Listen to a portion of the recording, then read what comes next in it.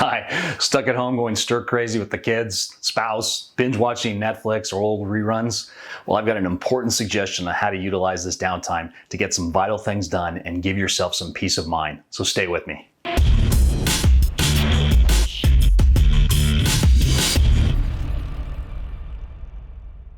Hello, welcome back to another episode of The World of Money and You, where we want to be the antidote to traditional thinking. I know many of you are concerned about the future and what's going to happen. I get it, and I'm feeling your pain and your concern. I'm hearing it a lot from comments I'm getting via social media and emails that I'm receiving from all over. You know, we're going to get through this. I can assure you, just hang in there. But having said that, I would strongly encourage you now to take advantage of this downtime and get proactive. Frankly, there's no better time to get this stuff you've been putting off done now. You'll feel a lot better about yourself by taking these proactive steps to protect you and your family. And here's why. The biggest issue I see with individuals is their total disorganization and lack of preparedness when it comes to their finances. Lack of financial preparedness and organization is directly correlated to financial devastation. It's very common that you have many legal tasks that have not been completed, and this can be absolutely devastating to everyone in your family. And I often hear the excuse, yes, John, I know, I've got to get that stuff done. I just don't have time. Well, now you do. So let's do something about it. So in terms of the actual documentation and execution of these things, depending on your budget, you can either utilize an online service like LegalZoom, which would be the cheaper route, or the preferred route is you could hire an estate planning attorney to put all this together for you. And as I said earlier, I always recommend using an experienced attorney. But if you just can't afford it, don't let that stop you from using an online service. I just want you to get this stuff done now. And if you do use an attorney, make sure you shop around because attorney costs can range across the gamut. And even if you do use an attorney, there's still quite a bit of pre-work you can start doing now. Today, as a matter of fact. Okay, so let's dig in. So here's what you should be doing now. First, you need a last will and testament. The fundamental purpose of a will is to outline who will receive your assets upon your death. Another important purpose of a will is to specify guardianship for your minor children. You know, over 60% of people die without a will.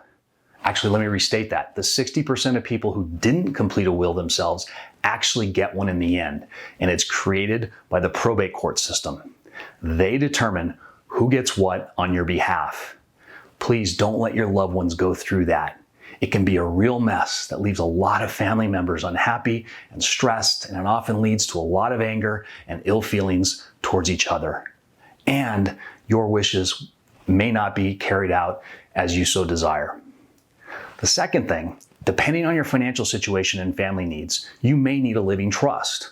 A trust is simply a legal instrument that provides ongoing management for your assets. It's a great idea to leave assets in trust if the beneficiaries are minors, incapacitated, or if they're simply just not financially responsible. And unlike a will, where anyone can have access to your information upon your death, another benefit of a trust is that they are private. Third, now is a great time to go back and take a look at the beneficiary designations you set up for your retirement accounts and life insurance policies and any other accounts you have with beneficiary designations.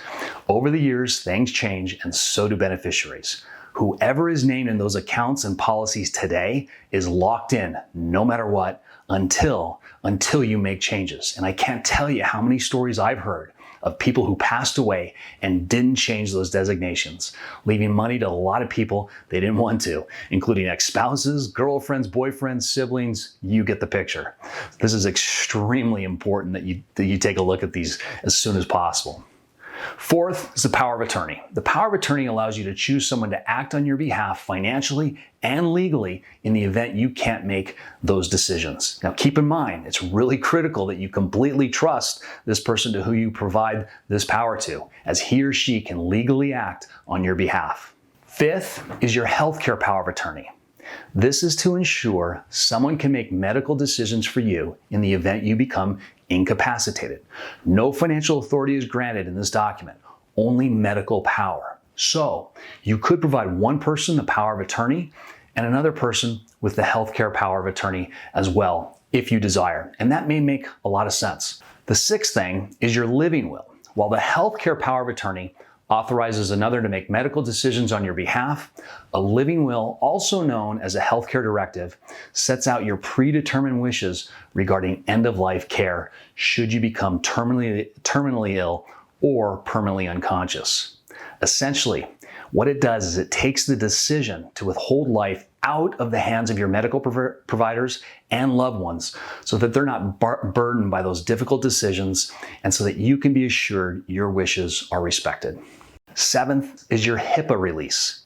Without the legal authority to share medical records, your family may not be able to obtain important information regarding your medical condition and treatment if you were to become incapacitated. A HIPAA release allows your medical providers to share and discuss your medical situation with whomever you specify in the document.